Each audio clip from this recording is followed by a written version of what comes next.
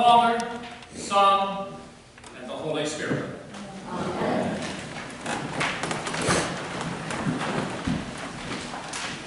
I have some thoughts about change. And during our opening hymn, Jack, I was thinking about the original hymn book. And I can still remember that hymn number was 266 to this day. It's us old-timers that can remember that. And that was a change when the new hymnal came. But change struck me the other day. Now, you must remember that Adrian and Angie are expecting their fourth child.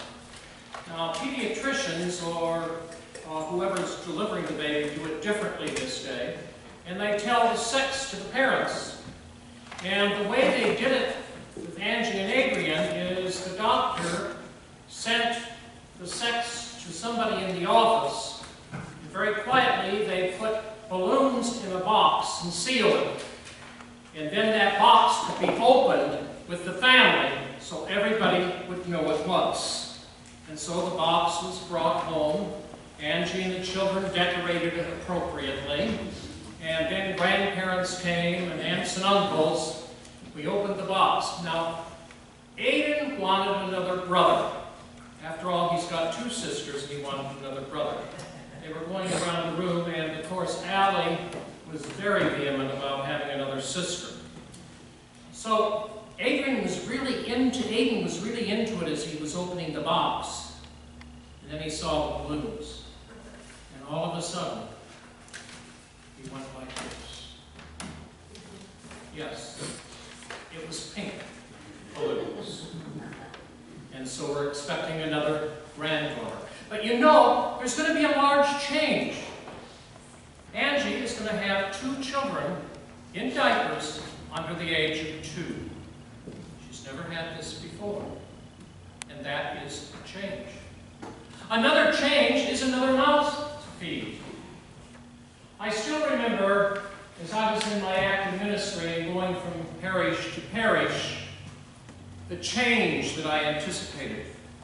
And Donna and I thinking about what was going to happen in this new situation. Are we going to like it? Are we going to find friends? Change is very difficult. But I offer to you today the change that we are all facing should be done with the confidence that the Holy Spirit will be with us. Jesus told the apostles that he must die and then he would rise again. And the first thing that Peter said was, "God forbid." And Jesus looked at him and said, "Get thee behind me, Satan."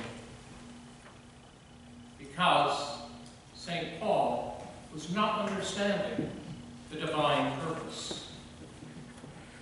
But think about it. After the change took place, and Jesus rose into heaven and sent the Holy Spirit, one day, Peter preached to 5,000 people and they were baptized.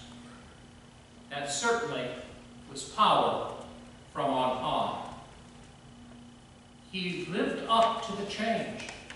The transition was something that he embraced finally, and with embracing, he was able to go ahead with life and walking with God. A lot of us are facing change. The change that we're facing here at St. Paul's is one that should be done with faith, knowing that the Holy Spirit will be here to guide, direct, and enrich you. Change that Connie and I are facing. We must face with confidence that the Holy Spirit is with us. And today Alice is here with us, and she's also facing a change as she goes to work for the hospital and now has to give up the job here because there's not enough hours left in the day or in a week. It's been a wonderful, wonderful time for ministry here. And I'm still reminded, as I face the altar, of Grace Church in Clifton, Iowa, where I ordained. And that ordination was a change for me. Transitions is another way of saying this. And we're not giving up, we're moving forward. We should always remember that God is at our side. The Holy Spirit is with us. His name is Emmanuel, meaning God with us. And so each of us, as we face these changes and go our ways, we have God with us. And we should never, ever forget that He is the source of light and life.